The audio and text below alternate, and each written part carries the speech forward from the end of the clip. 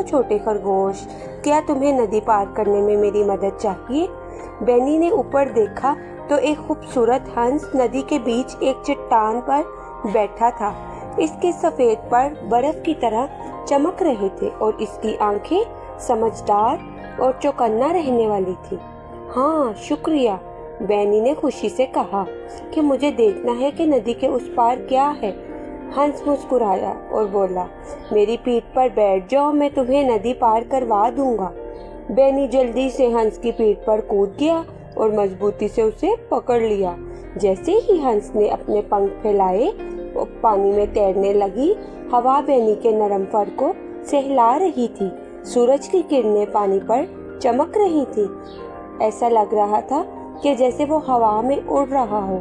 और दूसरी तरफ पहुंचकर बेनी ने शुक्रिया कहा और अपना सफर जारी रखा।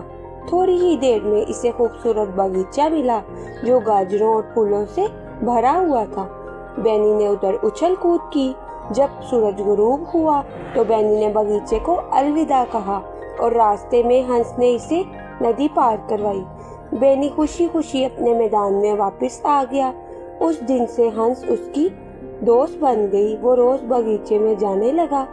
बेनी ने सीखा कि समझदारी से वो हर मुश्किल पार कर सकता है और नए दोस्त भी बना सकता है।